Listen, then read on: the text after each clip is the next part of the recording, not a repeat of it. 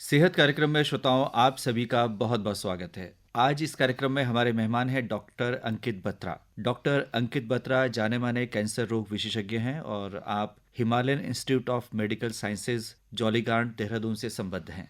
Doctor Batra, आपका कार्यक्रम में बहुत बहुत स्वागत है। धन्यवाद।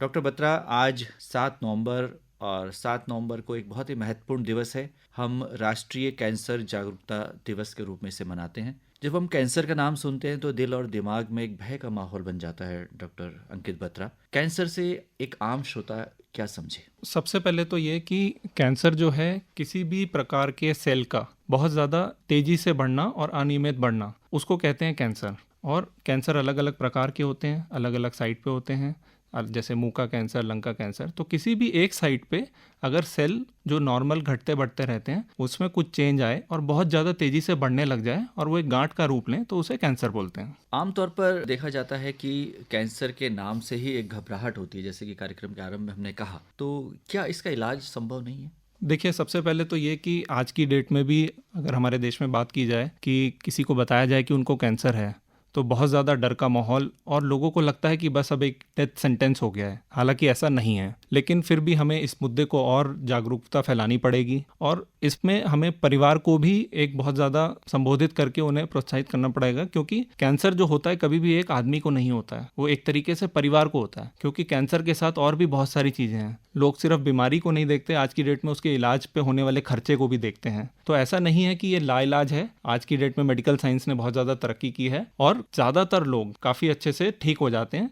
शर्त यह है कि लोग समय पे दिखाएं, जल्दी से जल्दी दिखाएं, किसी भी अपने सिम्टम्स को इग्नोर ना करें। हमारे देश में 80% कैंसर जो हैं स्टेज 3 और स्टेज 4 के आते हैं। 20% लोग ही स्टेज 1 और स्टेज 2 में आते हैं। तो उस चीज़ को हमें जागरूकता फैला के उल्टा ले जाना है कि 80% लोग स्टेज 1 और स्टेज 2 में ही आएँ, अपने सिम्टम्स इग्नोर ना करें। और जितने ज़्यादा लोग जल्दी स्टेजेस में आएंगे, जल्दी स्टेजेस में डिटेक्ट होंगे, उनकी इलाज टाइम से शुरू होगा, तो उतना ही ज़्यादा चांसेस बढ़ जाते हैं उसके ठीक होने के।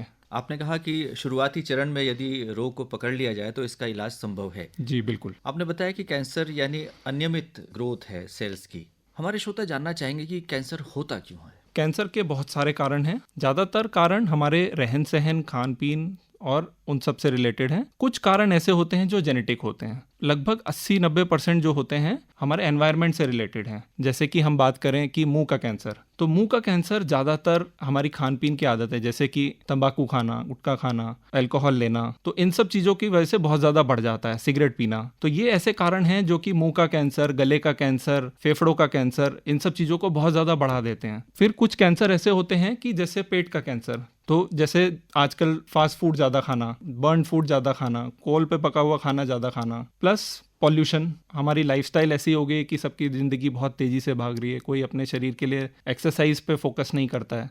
तो हमें ये भी जागरूक करना है लोगों को कि अपने लिए भी आधा घंटा 1 घंटा निकालें और एक्सरसाइज करें। काफ़ी सारी रिसर्च ऐसी हुई हैं जिसमें पाया गया है कि अगर एरोबिक एक्सरसाइजेस करी जाएं तो कैंसर का इंसिडेंस काफ़ी कम किया जा सकता है। ये कारण आपने बताया, क्या आनुवंशिकता भी एक कारण है? हेरिडिटरी भी एक कारण है, लेकिन हेरिडिटरी कैंसर बहुत कम होते हैं। 5 से 10% कैंसर ही हेरिडिटरी होते हैं, 90% कैंसर हेरिडिटरी नहीं होते हैं। अब हम लक्षणों की बात करते हैं। जैसे आपने बताया कि ब्लड कैंसर है, लंग कैंसर है, ब्रेन का है, ब्रेस्ट का है, इवन स्किन का भी होता है जो बहुत कम होता है। इनके लक्षण किस तरह से प्रकट होते हैं? कैंसर का एज सच कोई स्पेसिफिक लक्षण नहीं है। जगह के अनुसार शरीर के किस हिस्से में कैंसर बन रहा है उसके हिसाब से लक्षण अलग अलग हो सकते हैं। जैसे अब सबसे कॉमन बात करें लंग कैंसर या ब्रेस्ट कैंसर हमारी कंट्री में है, तो ब्रेस्ट कैंसर में क्या है, स्तन में कोई गांठ बनना, खून आना, मवाद आना, दर्द बढ़ना या बगल में कोई गांठ होना। इसी तरह अगर लंग कैंसर की बात करें तो लंबे समय 3 से 4 हफ्ते से ज़्यादा खांसी रहना, उसे इग्नोर ना करें।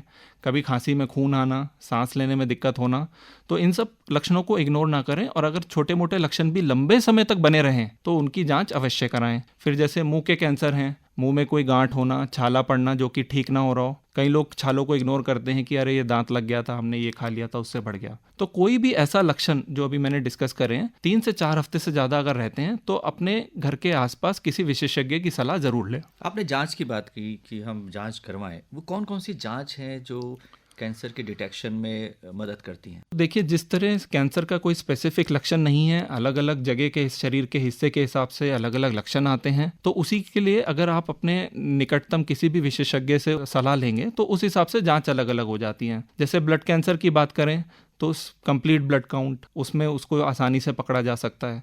लंग कैंसर की बात करें तो छाती का एक्सरे से लेके सीटी स्कैन, पेट का कोई अगर कैंसर होता है तो शुरुआती तौर पे नॉर्मल जांचें होती हैं जिसमें अल्ट्रासाउंड, उसके बाद स्पेशलिस्ट जांचें होती हैं जिसमें सीटी स्कैन या पेट सीटी स्कैन या दूरबीन जा रहा अंदर की जांच। ऐसे ही पेशाब में अगर कभी खून आ रहा है, पेशाब की थैली का कैंसर है तो उसके लिए पेशाब की जांच या सीटी स्कैन, ऐसी जांचें अलग अलग साइट के हिसाब से, अलग अलग जगह के हिसाब से जांचें होती हैं। डॉक्टर साहब, ये बायोप्सी क्या होती है? बायोप्सी ये होती है कि जब भी किसी भी एरिया में है या किसी भी जांच में हमें कैंसर का शक हो और कोई गांठ दिखे तो उसको टुकड़े की जांच निकाल के उसको 100% कंफर्म किया जाता है कि ये कैंसर है।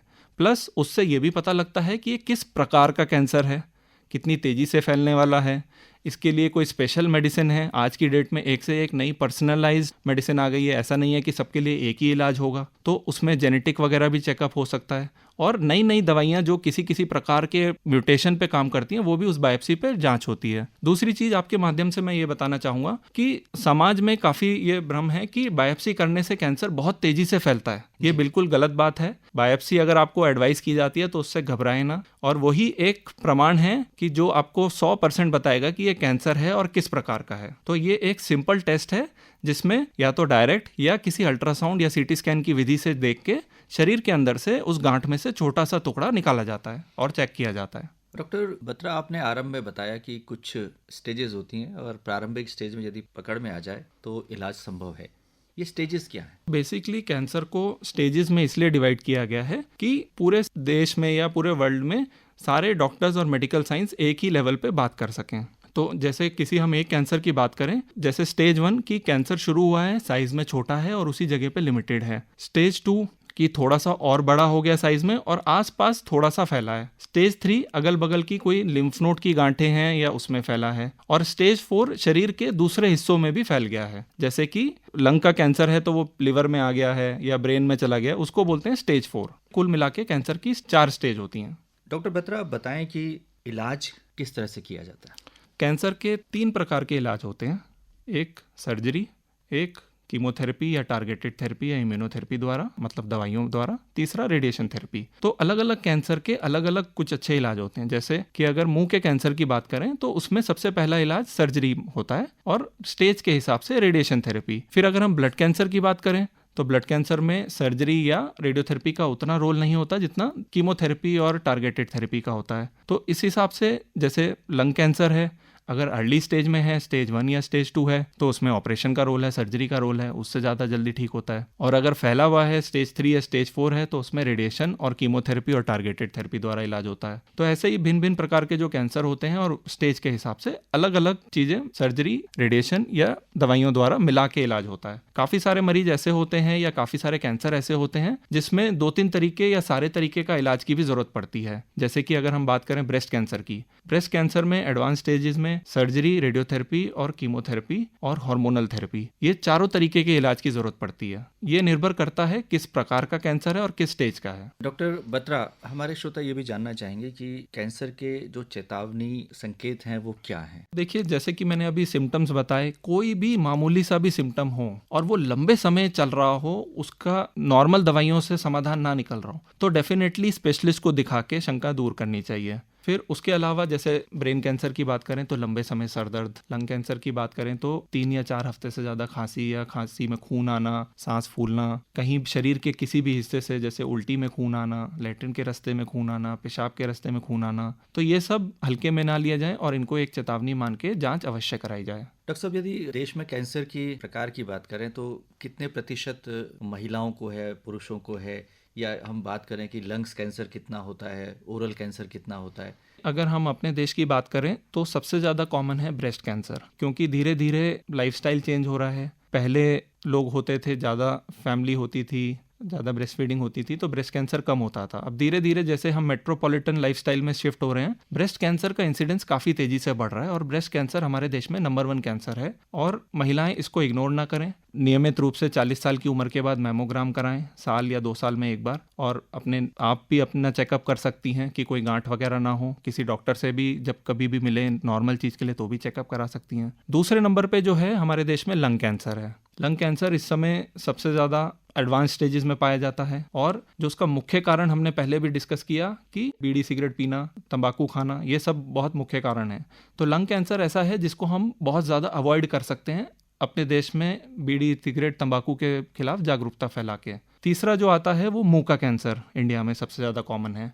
वो भी कहीं ना कहीं आदतों से रिलेटेड है, जैसे तंबाकू खाना, रात को लोग तंबाकू मुंह में रख के सो जाते हैं, मुंह की सफाई ना रखना, कुल्ला ना करना। उसके बाद आता है सर्वाइकल कैंसर और उसके बाद आता है पेट के कैंसर। तो ये 5 मुख्य कैंसर हैं जो सबसे ज़्यादा हमारे देश में हैं। डॉक्टर साहब, हमने देखा है कि बहुत सारे मरीज जो है सफलतापूर्वक कैंसर को मात देकर अपना सामान्य जीवन जी रहे हैं। ऐसे कहा जाता है इसमें परिवार की भूमिका तो होती है, समाज की भूमिका भी है, अच्छा इलाज, लेकिन व्यक्ति का जो मनोबल है वो इसमें बहुत मददगार साबित होता है। आप क्या कहना चाहेंगे?